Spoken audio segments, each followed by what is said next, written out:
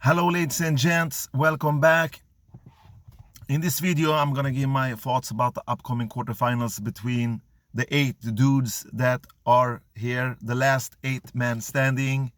Before that I'm gonna talk a little bit about the delayed match from yesterday between Daniil Medvedev and Hubert Hurkacz, the Polish youngster that won a Masters in Miami this year.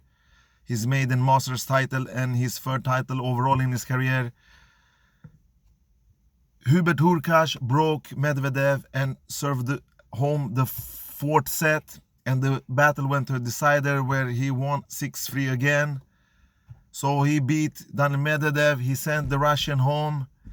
This was not a super major big upset, but still an upset. Many people, even me of course, was more confident on Medvedev because I thought that Medvedev, he struggled a little bit against Cilic.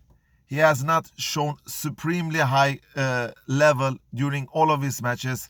It was maybe his first round match that went to an easy, comfortably win, but I've never been super impressed by. I thought that he will reach the second week, and he crashed out today against Hubert Hurkacz, who by all means did not a terrible match. He did exactly what you have to do against Medvedev. You have to pressure him. You have to hit harder than him. You have to dictate the rallies. You have to make him uncomfortable. You can't just duel for endless time, because if you do that, Medvedev is a patient guy. He can strike the ball for 30-40 points without hesitation. So Hubert Hurkacz, with his huge power tennis, made a difference in this match. He won 77% behind his first serves and 48% behind his second serve. A lower number than Medvedev, but even though Medvedev won 4 more points in this match, Hurkacz was a better player in the end, and that paid off. He did 47 winners and 38 unforced. Great. He will advance to the quarters where he will meet Roger Federer. This will be his best result in Grand Slam in his career. Medvedev, who has never played supremely great on grass until the tournament victory before Wimbledon. I think it was at Eastbourne. I always forgot if it was Eastbourne or Queens. But anyway, a victory is a victory. So the Russian went to 4 rounds. That's okay by his standard, because he has never been a superbly great grass court player before. So congratulations to Hubert Hurkacz for putting up a great performance, a mental tough battle for him. He showed that he's not a guy that lacks of fighting spirit, because I said it in my video, maybe he want to turn the tables around, and that's why he did when Medvedev was up 2-1 in sets. All right, and now into the quarterfinal matches. We have Novak Djokovic against Fucsovics in the top half of the draw, and also Kachanov against Denis Shapovalov. Of those 4 guys, I had only Novak Djokovic as in my top 8 list. The other guys crashed out: Tsitsipas, Rublev, and RBA. And in the bottom half of the draw, I managed to put Berrettini, Aliassime, and Federer in the quarters. I had also Medvedev, but he lost, as you know. So 3 in the bottom half of the draw and 1 in the upper section. That means I have 4 dudes that I believed in before the tournament. 4 of them are in the quarterfinals, and the other 4 went home. So the first quarterfinals I like to talk about is the battle between Denis Shapovalov and Kachanov. They have met once before at Davis Cup. Shapovalov won that match. Shapovalov have played superbly good tennis through this tournament. He has really played this powerful tennis. He's a strong dude. He has played consistent in this tournament. He plays very creative and can find solutions and mix up the game. He's a hard hitter. He has a great serve, a great backhand when it works. A superbly good forehand that he puts a lot of spin and power from. And he have quick feet that is necessary. And he is young. together with Aliassime. Canada has 2 youngsters in the quarterfinal. Finally, a guy like Shapovalov is taking more and more huge steps. He has won 1 title in his career, and that was at Stockholm Open. So what can he do against Karen Khachanov, who is an aggressive baseliner? He's a hard hitter with he has furious pressures from both his forehand and backhand, but mainly his forehand that's his mainly biggest weapon. But he can out-hit him sometimes. He's very inconsistent, he's very unreliable, and if his forehand doesn't work, that means he doesn't have much to put up with. And in this matchup, in the quarterfinal against Denis Shapovalov, one of these guys is going to reach the semifinals. So both of them wants to win, of course. Both of them knows that they can beat each other. None of them are so much superior than the other one. But I hold Shapovalov as the better guy, the more consistent, the guy that can do more with the ball. Because if Shap attacks and tries to execute the points faster than Khachanov, that means he will have a great advantage. And he has something that Khachanov doesn't have. He has a great serve. Khachanov's serve is okay, but by all means, it's not like Federer's, like Djokovic, like Shapovalov's serve when it's on his highest level. So there is an area that Shapovalov can collect 3 points if he serves great. But on the other hand, Shapovalov can disappear from matches. He can do a lot of unforced errors. Like I said before, when his unforced error machine is plugged in, there really is nothing that can stop him from doing between 50 and 80 unforced errors in a Grand Slam match. So Khachanov really needs to play patient and try to dictate and go for the trigger at the right moment. But he shouldn't wait too much. So this is a tricky match for him. In the end, I think that he will win this match. Denis Shapovalov, I give him 55% edge and Khachanov 45. All right, then we have another matchup, an interesting matchup, a matchup that is very watchable. I'm gonna watch this match. It's between Berrettini and Aliassime. They have met once before.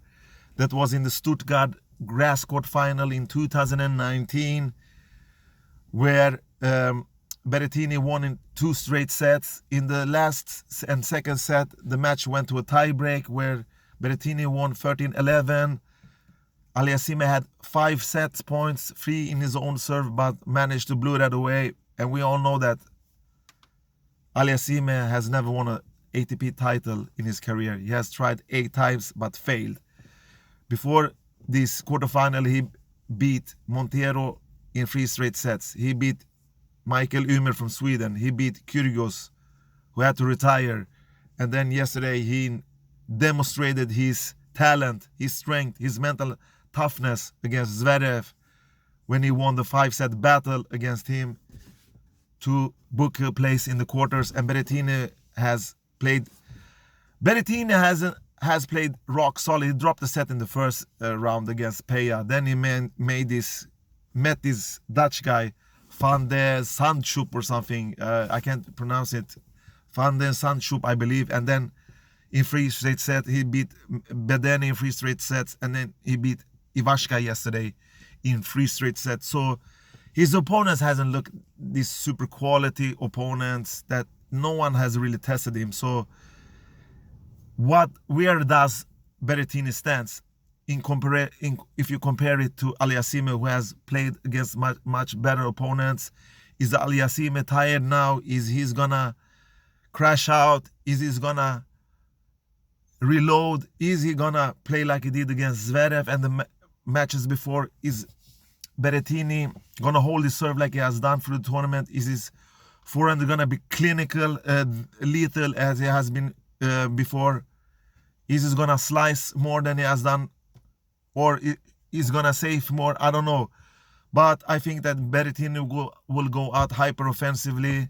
He has his serve, he has his forehand, he has his first 5 shots in his serve where he tried to just basically create a winner and make things easier for him. But if Aliassime is consistent and can stand his ground from the baseline, he has a chance.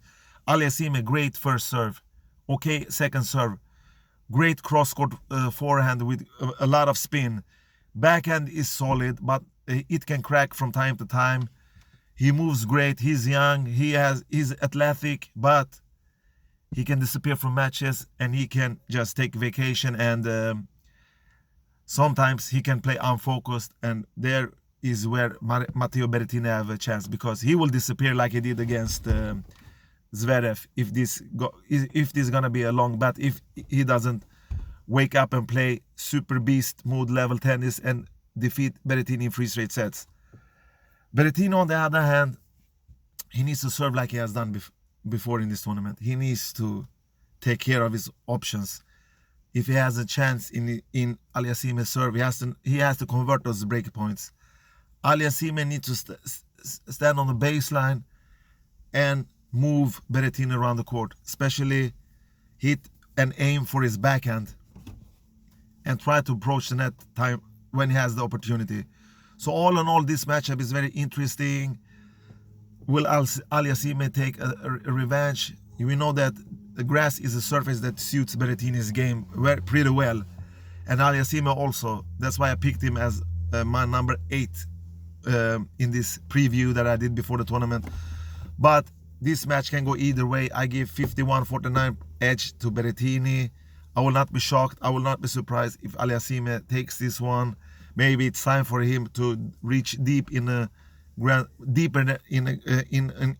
bigger tournament, because he has not done nothing special at Masters. He has collected this 250 ATP finals where he has lost all of them. So he's really a youngster. He's really a future name. He's one of those guys that are gonna take after the big three when they retire. So I have huge expectations of Aliassime, but also Berrettini. He's a solid guy. Can he take out Aliassime? We will see. But I give my edge to Berrettini. Alright, then we had Roger Federer. After yesterday, I thought he was going to play Medvedev, a guy that has beaten Nadal and Djokovic and Murray too, if you count the big four, but he has never beaten Roger Federer in 3 attempts. Roger beat him at Shanghai, Basel and Miami. But Hurkacz wanted the other way. He has only met Roger once, and that was in Indian Wells in 2019. Roger Federer won that battle pretty comfortable, and he was not even bothered in that match. But to be honest, Hurkacz is here. He's a different player. He reminds me a little bit of Fucsovics in his playing style. He has this firepower tennis. He hits the ball very hard. He can serve himself out of trouble. He's difficult to meet. He puts such a great pace on the ball. But he can check out mentally sometimes. And I don't know, if Roger plays flawless tennis, Hurkacz won't stand a chance. But I believe that he can take at least one set from Roger. Roger has not impressed me super much in this tournament, even though the last match against Sonego was a testimony of how great level he can show. Even that he hasn't shown his best level, he's still the guy to beat for Hurkacz. Roger doesn't move as fast as before. He's not that quick on his feet anymore. But he compensates that with tremendous shot making skill and tons of experience that he has, and he has his serve. He can mix up the serve. He can find the spots. He can penetrate the court with his forehand still. But the return section and his backhand and taking care of breakboard opportunities is and are and will forever be his biggest weakness. If Hurkacz can take advantage of that and trade as many duels as possible and aim for Roger's backhand, he has a decent chance of maybe cause an upset. I will not be surprised actually. But due to Roger's level, due that he's so close to the final, I think that Roger takes one match at a time like most of the professional does. I know that his eyes is on the prize, but is he good enough now? Maybe he can beat Hurkacz. And then we have him in the semifinal. He has to still beat Berrettino Aliassime. And then maybe he will have to take on Novak Djokovic. Is that too much for asking for a player that are in his decline? To be honest, he's not super well as he has been before, but I believe that Roger will take care of Hurkacz, and I give him 65-35 in advance. But that match can also end either way. I don't know, but I believe in Roger in this match. All right. Then we have Novak Djokovic, the supreme imperial Serbian machine, the attacking defender, the most all-round player in the world, the man that are, if you look section by section, pound by pound, level by level, if you take it from fitness to drop shots to serving to the forehand swing, backhand, cross court down the line. This is the best player. This is the most consistent player. This is the most bankable player. This is the man to beat. In my honest opinion, Novak Djokovic haven't met any super great grass court players in this tournament except Kudla, I think. Even though Draper took a set from him, Anderson was not near his prime. He got destroyed. He got a tennis lesson by the Serb. And then Garin, we saw Garin and Kudla. They tried, but they was just not good enough. And Novak Djokovic has served like a god in this tournament. His first serves, the number of winning points in his first serve is average. It's average more than 80%. Then you can flip the script. You can look at the opponents that he has met. You can say, is Draper, Anderson, Kudla, Garin, are they great returners? No, they are not. Are they familiar and used to play on grass court? No, they are not. Because there are not many great grass court tournaments.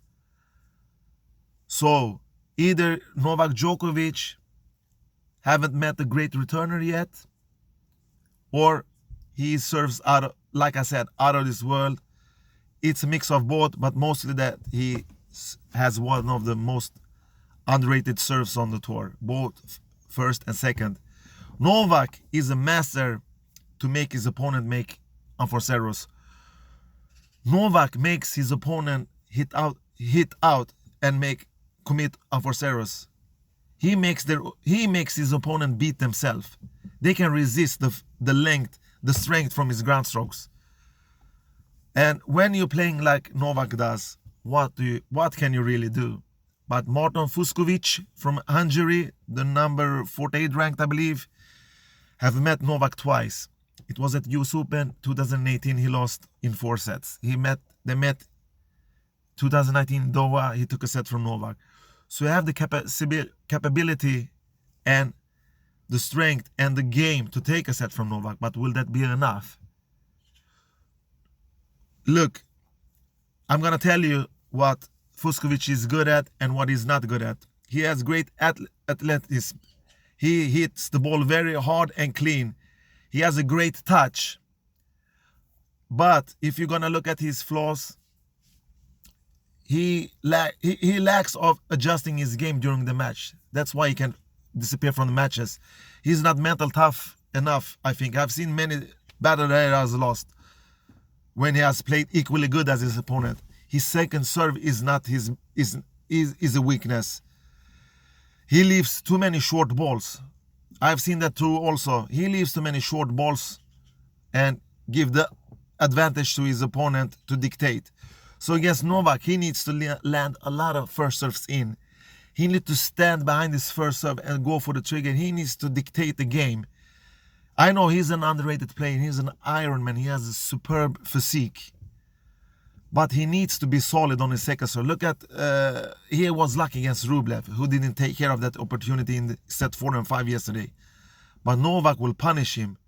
He will not do that mistake. Novak is not a rookie. Novak knows every weakness and every strength of Fucsovics. He knows really how to play against him. And of course, Fucsovics has to return great too also, because Novak wins so many free points in his serve. He has a huge number both on his first and second serve. So, and his backhand, he has to have more depth and length in his backhand, Fucsovics.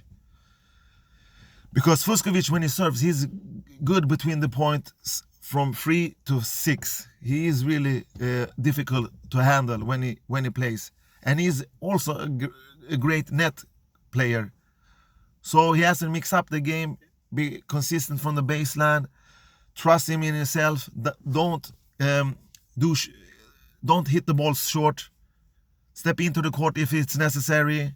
Get Novak out of his comfort zone, and that's the baseline, of course. And try to take his break point opportunities. Look, Novak is not unbeatable. It's not rocket science in advance if you know how to play tennis. But it's another story, it's another melody to execute at the game plan on the court. Because Novak, like I said, he's so hard to play against. He's a wall. He's a plastic man. He's hard to hit through.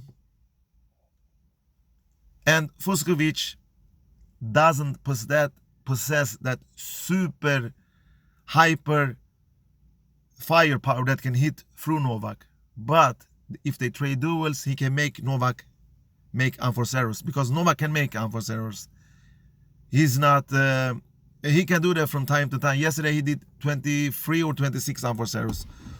So I believe that Marton can squeeze unforced errors out of Djokovic's racket. He can take 1 or 2 sets maybe if he keep his serve fluid. But due to Novak's consistency level, I give him 70% of winning, 70% chance of winning, and Fucsovics 30% of winning. So, to sum up my video, Novak will meet Shapovalov in the semifinals. Federer will take on Matteo Berrettini in the other semifinals. And thank you for watching this video. Take care and bye-bye.